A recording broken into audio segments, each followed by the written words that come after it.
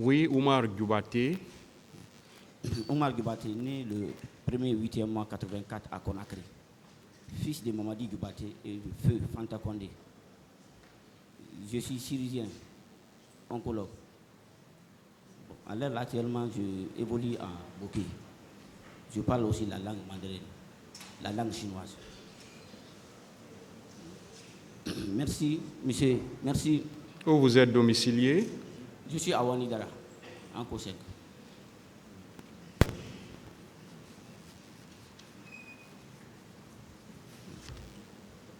Dites au tribunal alors ce que vous savez dans cette affaire. Merci, monsieur le président et honorable accessoire, de m'avoir autorisé à prendre la parole pour exprimer ma part de vérité dans cet événement douloureux. Monsieur le président, permettez-moi de vous adresser mes sincères félicitations, mes sincères remerciements par rapport à votre compétence, votre professionnalisme à vous et à vos accessoires.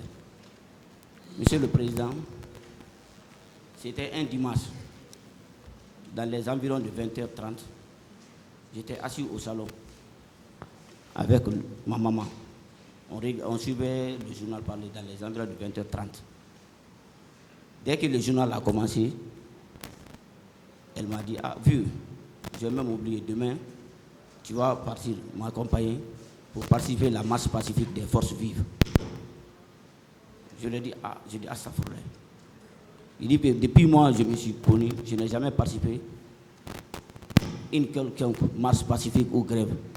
Il dit, mais même lorsque je faisais l'université, je n'ai jamais participé à la grève. Quand il y a une grève, je sais comment rentrer à la maison.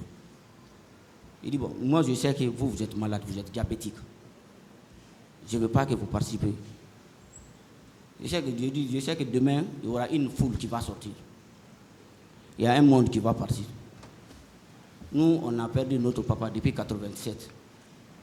Donc c'est vous seulement notre espoir. Il dit, je ne veux pas que vous partiez. Elle a commencé à insister. Elle dit qu'elle est déterminée. Je vous rappelle d'abord, elle était au compte du RPG. Elle était dans le bureau du... Elle était la présidente dans le grand bureau politique du RPG.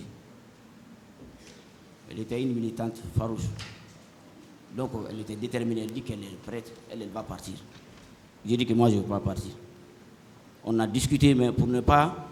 Comme on suivait le journal, moi je l'ai laissé. J'étais mal à l'aise, moi je suis sorti. Je suis allé me promener. Je me suis retourné dans les environs de 22h30. 22h30, 23h comme ça. J'ai trouvé qu'elle dormait déjà. Bon, là où nous sommes logés dans le même bâtiment. C'est-à-dire il y a 3 chambres, salon, douche, magasin, couloir. Maintenant, quand je suis venu, j'ai ouvert le salon, je suis rentré. Après, sa chambre, c'est ma chambre, directement, quoi. Je ne voulais pas la déranger. Dès que je suis venu, j'ai ouvert ma chambre. Elle a entendu le bruit. Elle m'a appelé, dit, vieux, où tu étais? J'ai dit, j'étais parti me promener, quoi. J'étais parti voir un ami du nom de Momarou Diallo, quoi. C'était l'un de mes meilleurs amis. Elle me dit, je ne veux pas que tu sors. À l'air, là, il y a l'insécurité dans le pays, surtout que le quartier là où nous sommes, chaque fois, ça tire partout. Je ne veux pas que tu sors. J'ai dit, maman, j'ai compris. J'ai dit, pardonnez-moi, excusez-moi. J'ai dit, c'est fini. Elle me dit, oui. Elle me dit, est-ce que demain tu vas partir? J'ai dit, bon. J'ai dit, j'ai sommeil. Je dois me coucher. J'ai dit, demain matin, nous allons parler. Elle me dit, ok. Moi, je suis rentré, je me suis couché.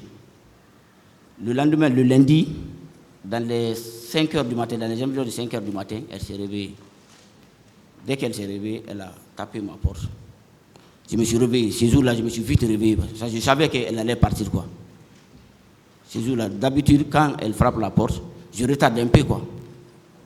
Mais ce jour-là, je me suis vite réveillé. J'ai pris l'ablution, j'ai fait ma prière. Après la prière, ça a trouvé qu'elle aussi, elle était finie. Elle était partie chercher la femme de mon grand frère. Mon grand frère même est dans la salle ici, là. Il s'appelle Mamadi. Donc, elle est partie chercher sa femme pour venir mettre l'eau sur le feu. À son retour maintenant, elle a trouvé que j'étais sur la véranda là-bas. Je lui ai demandé, j'ai dit, maman, je ne veux pas que vous partiez. J'ai dit, pour l'amour de Dieu. J'ai dit, nous sommes orphelins de père. Tout notre espoir, c'est à vous. J'ai dit, moi, mon jeune frère qui est en Angola, elle voulait vous envoyer en commandresse à la Mecque. Vous avez dit non, de m'envoyer à l'extérieur, quoi, pour continuer, pour partir faire ma spécialisation, quoi. J'ai dit, vraiment, je ne veux pas que vous partiez, quoi. Vous êtes malade, vous êtes diabétique. Elle a insisté, elle dit que pour moi-même, elle ne va plus me répondre maintenant. Elle m'a laissé sur la véranda, elle est rentrée dans sa chambre. J'ai retardé sur la véranda là-bas au moins 10 minutes. Comme elle ne sortait pas, moi aussi je suis allé rentrer dans ma chambre et je me suis couché. Après 10 minutes, 20 minutes comme ça, sa copine est venue, Nambalo. Quand celle-là est venue directement, elle est sortie. Elle a appelé ma maman est sortie. Quand elle est sortie, moi j'étais dans ma chambre. Dès que j'ai entendu la voix, moi aussi je suis sorti directement, quoi. Quand je suis sorti, je les ai vus, elle et Nambalo, elles discutaient le programme, quoi. C'est-à-dire à quelle heure elle doit partir. Je suis sorti tellement que j'étais fâché, je n'ai même pas salué sa camarade. Je ne me suis même pas m'adressé à elle. J'ai dit, hé maman, vous allez partir. J'ai dit, moi je ne veux pas que vous partiez, vous êtes malade. Restez ici là. Comme maintenant j'ai insisté, sa camarade même était arrêtée, elle était fâchée contre moi. Maintenant elle a commencé à crier sur moi. Ma maman a commencé à crier, elle m'a même insulté. Elle a parlé en malinqué. Est-ce que je suis ta fille? Pourquoi tu mets la pression? Hein? Elle me dit, d'ailleurs je ne vais plus te répondre maintenant. Si je te réponds que je sois le dernier bâtard des Condés. Elle était Condé. J'ai dit, moi aussi je n'ai rien dit. Même sa camarade aussi n'a rien dit. Parce qu'elle-même, elle a compris que j'étais fâché. Maintenant, ils se sont donné le programme là-bas de partir à 8h comme ça. De se croiser sur la route de Prince. Comme on n'est pas loin, au bord de la route. Presque 20 mètres de la route de Prince. Bon, ben, elle est rentrée. Moi aussi, je suis rentré. Là-bas, elle est partie. Elle s'est lavée, elle s'est changée. Moi aussi, je suis sorti. Toujours, j'étais sur la véranda. Je suis sorti. Je l'attendais sur la véranda. Maintenant, quand elle est sortie maintenant, tout son sac, elle m'a donné. Son sac même, ça se trouvait, son téléphone, son portable même était dedans. Parce que même son salaire, quand elle part au travail, quand on l'appelle, c'est moi qui me donne. Donc non seulement son sac et son téléphone étaient tous dedans. Elle m'a donné. J'ai déposé à la maison. J'ai dit, ah maman, à Malek, j'ai dit, ah vous allez partir. Elle ne m'a pas répondu. J'ai dit, ok, nous sommes là. En tout cas, tous tes enfants sont là. Nous allons prier pour vous. Après, je l'ai suivi. Maintenant, elle est partie. Là-bas, mon grand frère aussi était là-bas. Elle est partie donner au revoir à mon grand frère. Elle a continué, je l'ai suivi jusqu'au bord de la route. Presque 20 mètres de la route, quoi. Je suis allé là-bas. Maintenant, elle a commencé à traverser. Dès qu'elle dit, hé maman, vous allez partir. 3 fois, hé maman, vous allez partir. Hé maman, vous allez partir. Elle ne m'a même un mot, elle ne m'a pas dit. J'ai dit, ok, en tout cas, nous sommes là. On prie pour vous. Elle ne m'a même pas fait comme ça. Maintenant, elle a traversé. Elle est partie sur le trottoir. Elle est montée là-bas. Comme je l'ai vu maintenant qu'elle n'a pas fait d'eau, elle a continué encore à traverser. Je vis sa camarade de l'autre côté. Moi aussi, je me suis retourné. Ces jours-là, je devrais garder quoi. Je travaillais dans une clinique à un Co5 là-bas. C'était mon jour de garde, les 2 jours, c'est-à-dire le lundi et le mardi. Moi aussi, je suis allé, j'ai pris mon sac. Je suis allé à l'hôpital. Maintenant, dans les environs de 11 heures, j'étais là-bas, j'ai entendu les patients dire que en ville, ça ne va pas. Après, je les ai demandé, j'ai dit, ah, ça va, j'ai dit, de quel côté? Il dit en ville. Après, je suis sorti au bord de la route, parce que notre clinique aussi n'est pas loin de la route. Je suis sorti là-bas, j'ai regardé. Sur la route de Prince, il n'y avait même pas de circulation. Alors maintenant, je suis sorti, après, je suis rentré, j'ai appelé mon frère, mon grand frère, quoi. J'ai dit, est-ce que vous avez les nouvelles de la maman? Il dit, ah, moi aussi, je voulais t'appeler même, pour te demander si tu as les nouvelles de la maman. J'ai dit, le problème est que la maman, elle m'a laissé son téléphone ici, là. Son téléphone se trouve avec moi. J'ai dit, je ne sais même pas à qui il faut joindre. Maintenant, mon frère a dit, ok, maintenant, lui aussi, il va essayer de demander aussi. Après, maintenant, il y a un gars, il s'appelle Girassi. Lui aussi, c'était un membre du RPZ. Il était dans le bureau politique aussi, de la jeunesse. Lui aussi, il était là-bas. Parce que lui aussi, il me disait qu'il allait partir. Maintenant, lui aussi, je l'ai tenté son numéro. Ça a sonné. Dans les environs de 11h30 comme ça. Il n'a pas pris. Maintenant, je dis, maintenant, je ne sais pas qu'est-ce qu'il faut faire. Je ne faisais que maintenant appeler. Mais je ne pouvais pas laisser aussi les patients. Maintenant, je suis resté jusqu'à 14h comme ça. Lui aussi, il a vu mes appels. Il m'a rappelé directement. Il m'a dit, Oumar, il dit, tu as vu ma grande sœur et la sœur. J'ai dit, la sœur est partie au stade. Il dit, oui, il dit, je le vis là-bas. Je le vis à la porte. À ce moment, la porte n'était pas ouverte. Elle était là-bas. Il dit, moi-même, j'ai insisté sur elle. Je dis, pourquoi tu es venu ici? Toi, tu es malade. C'est lui qui m'expliquait. Il dit, tu ne devrais pas venir. Il fallait rester là-bas. Maintenant qu'il a crié sur la maman, elle a dit maintenant à la maman de partir s'asseoir sur un banc. Il y avait un banc à côté là-bas. Après, la maman est partie s'asseoir là-bas. Il a dit à la maman de ne pas rentrer dans le stade. Maintenant, comme il était dans la commission d'organisation, maintenant que lui, il était occupé. Maintenant, lui, il n'a pas prêté l'attention. Sûrement, dès qu'ils ont ouvert la porte, elle est rentrée dedans. Maintenant, dans les environs de 16h, j'ai essayé maintenant d'appeler. Non, c'est lui-même qui m'a appelé. Guirassi, il m'a appelé. Il m'a dit, la sœur. J'ai dit, jusqu'à présent, on n'a pas ces nouvelles. J'ai essayé maintenant de joindre les RPGistes. Maintenant, quand j'appelle certaines personnes, ils disent, on l'a vu, mais dès qu'il y a eu des mouvements, elle était dans le stade aussi. Elle était rentrée là-bas. Maintenant, la nuit, comme moi j'étais de garde, j'avais dit à mon grand frère maintenant de partir dans les cliniques. Mais je sais que la maman, elle était connue. Elle est connue, on ne peut pas la prendre. J'ai dit, je ne crois pas si on peut la prendre. Là, parce qu'elle est connue. Bon, mon grand frère, ils étaient partis dans les cliniques, Chouni, voire mais lundi, mardi, jusqu'à mercredi, il n'y avait pas de circulation sur la route de Prince. La nuit même du lundi, il y avait les bérets rouges, les gendarmes, un peu partout sur le truc. J'ai dit à mon grand frère, moi je suis de garde, mais pour le moment, il regarde, il n'y a même pas de circulation sur la route ici. Là. Lundi, mardi, la nuit du mardi, mon jeune frère qui est en Angola, lui, il m'a appelé. Il m'a dit, grand frère, il dit, ça va? Je dis, ça va.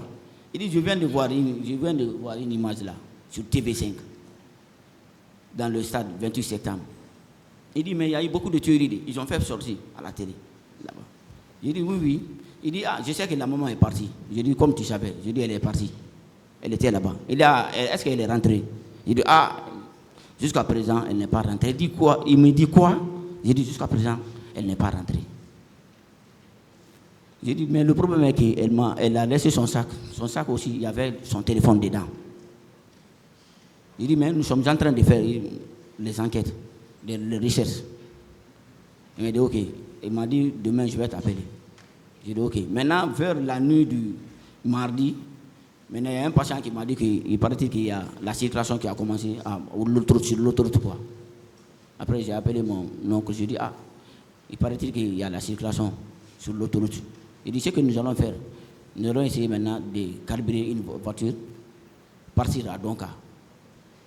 C'est mon oncle a dit, oui, ok, il n'y a pas de problème. Donc, le lendemain, le mercredi maintenant, mon garde était fini. J'ai même laissé les patients là-bas. J'ai dit, bon, vraiment, moi, ma maman est sortie. Ça fait 2 jours.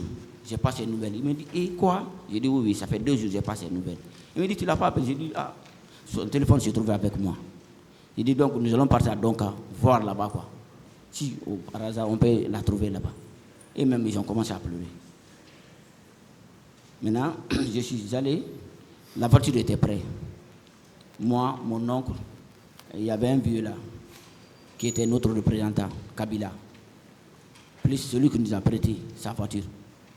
On est parti, on a pris la route de Sangoya, Enko 5, vers la pharmacie. On est parti sur l'autoroute, on a passé par Mototo. On est venu jusqu'à la mosquée Faisal, ici là. Donc on a pris la corniche pour partir à Donka. J'ai dit à mon oncle qu'on va rentrer ici d'abord à la morgue, vérifier là-bas. Mais dès qu'on a pris la route là, la grande porte de la morgue, il y avait seulement que les policiers qui étaient assis là-bas. J'ai dit à mon oncle, j'ai dit ici là, je ne crois pas si les gens là vont accepter qu'on rentre là-bas. J'ai dit, regardez, il y a beaucoup de policiers. J'ai dit, mais comme je travaille à Donka, j'ai dit, il y a une petite porte. Et il y a une petite porte quand tu rentres dedans là, en passant par la psychiatrie. J'ai dit, il y a une petite porte là-bas quoi. J'ai dit, nous allons essayer de rentrer dans la grande porte. On va partir garer la voiture dans la psychiatrie, là où on traite les maladies mentales, les fous. J'ai dit, nous allons partir garer la voiture là-bas. Quoi. Il m'a dit, ok. Maintenant, avant de bouger d'abord, moi, j'avais pris ma blouse. C'est la blouse que je portais, quoi. Au cas où nous allons croiser les militaires, quoi. Donc, déjà, j'avais la blouse. On est parti. Quand on est parti, ils ont ouvert, comme moi j'avais la blouse, ils ont ouvert la porte, nous on est rentrés. Directement, on a passé, on a pris la route là, pour passer à la psychiatrie là. On a garé la voiture. Moi, mon oncle, comme mon oncle, lui, il est infirme, c'est pas facile qu'il lui devance. Maintenant, moi, je les ai dévancés, je les ai dit que moi, je vais vous dévancer un peu, comme moi, je porte blouse. À une grande surprise, à la petite porte là-bas aussi, on est parti, on a trouvé les gendarmes. C'était les gendarmes qui étaient là-bas. Il y avait 2 gendarmes qui étaient là-bas. Mais bon, comme moi j'étais sous la blouse, ils m'ont laissé, moi je suis rentré quoi. Maintenant, ils ont discuté avec mon oncle, que mon oncle ne va pas rentrer, qu'aucune personne ne va rentrer, sauf les médecins. Bon, comme il y a eu tellement de trucs, j'ai dit à mon oncle, bon, j'ai dit, toi tu restes là-bas, laisse-moi, je vais rentrer. Bon, il y avait 2 de mes camarades, ces jours-là, qui ont passé la nuit là-bas. Il y avait une fille là, Aminata. Elle m'a vu dans la cour là-bas. Elle me dit, ah, qu'est-ce que tu es venu chercher ici là? J'ai fait comme ça. J'ai dit, viens. J'ai dit, maman aussi est sortie depuis le lundi. Elle dit, quoi?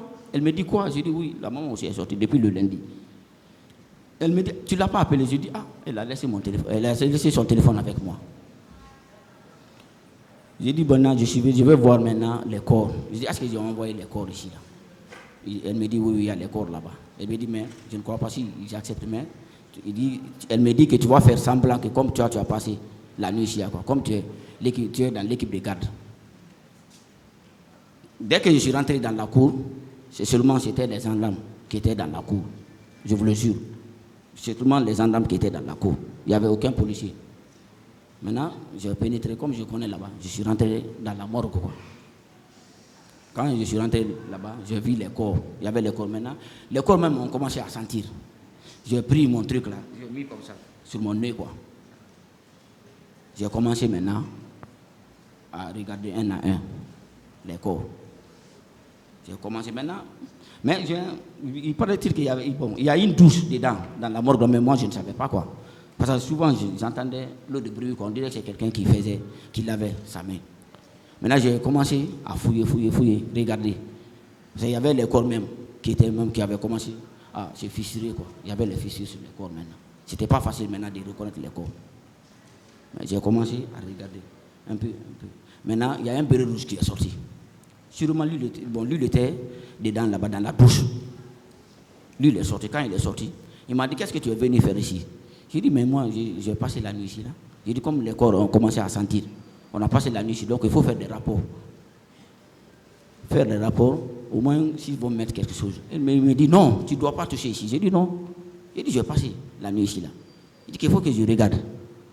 Il m'a dit non, on a discuté, j'ai discuté avec le béret rouge. On a seulement discuté.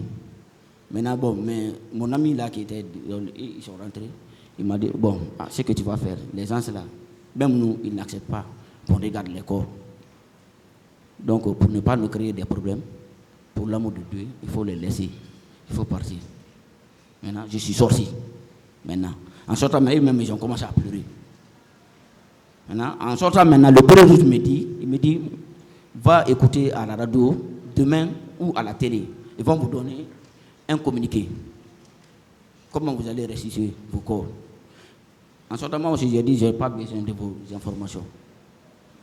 J'ai dit, allez-y vous faire voir là-bas. J'ai dit, moi, je n'ai pas besoin. Après, moi, j'ai continué. Maintenant, le lendemain, le jeudi, la nuit du jeudi, ils ont donné un communiqué à la télé, soi-disant de partir prendre les corps à la mosquée Faisal. À ce moment, tout le monde était informé maintenant. Parce qu'on était parti chez Alpha Condé. Tous ceux qui étaient là-bas, ils ont même envoyé le communiqué à la radio. Et même maintenant, tout le monde cherchait maintenant la maman. Maintenant, je les ai appelés, j'ai dit, les gens là disent que le vendredi, ils vont envoyer les corps à la mosquée Faisal là-bas. Ils ont dit, ok. Maintenant, eux, ils ont dit qu'ils vont donner 3 pick-up.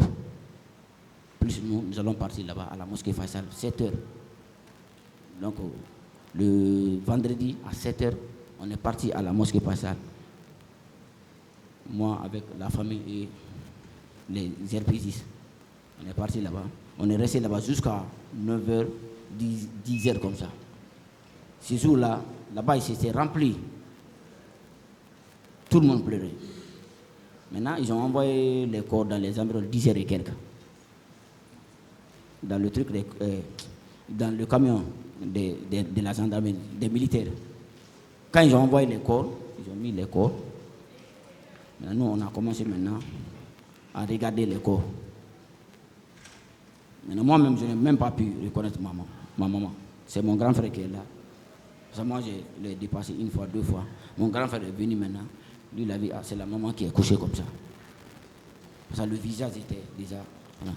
Il dit, mon grand frère a dit que c'est la maman. Ça, on a regardé, on dit, c'est la maman. Mais comme il y avait la tension là-bas, les corps étaient fissurés. Donc, tout le monde disait maintenant qu'il laissait les corps. Les militaires n'ont qu'à manger le corps. Les corps. Qu'il les laissait. Mais tu ne peux pas voir ta maman couchée, le corps de ta maman couché là-bas. Mais tu ne peux pas prendre aussi avec la tension qui s'est trouvée là-bas. Moi, je les ai dit maintenant que de positionner les pick-up. De laisser, dès qu'il y a une occasion, on prend pour nous, on s'en va. Maintenant, quand les Koutoubou Sanou sont venus maintenant, ils ont commencé à jeter les pierres.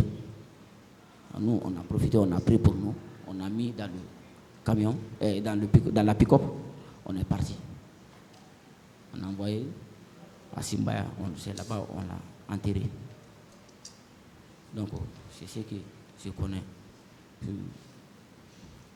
Le feu, Madame Fanta Kondi, quand j'ai regardé la télé, ils ont fait sortir sa photo. Elle est couchée là-bas. Donc, même sur TV5, j'ai regardé qu'une seule fois seulement. Je n'ai pas pu regarder maintenant. Donc, c'est ce que je connais sur notre défunt maman. Monsieur le Président, merci beaucoup. Comment vous avez pu avoir cette photo? La photo là. Comment vous l'avez eue? La photo là a été sortie depuis, quand on est parti, c'est après l'événement, maintenant, la photo là a été sortie. Déjà, elle était elle-même, elle n'est même pas cachée. Elle était sortie où, cette photo? Bon, il y avait les photographes qui vendaient les photos là. Et qu'est-ce qui prouve que c'est elle, que c'est votre maman? La maman est sortie, c'est comme ça, c'est comme ça elle était habillée. Elle était tressée, elle avait une biche. Est-ce que le jour où vous êtes venu à la morgue, dites que vous avez vu des policiers, vous avez vu des gendarmes, vous avez vu un béret rouge. Ouais. Est-ce que vous avez pu reconnaître quelqu'un? Maintenant, les policiers qui étaient là-bas, on était dans la voiture, quoi. On n'est pas descendu dans la voiture. Est-ce que vous avez pu les reconnaître? Non.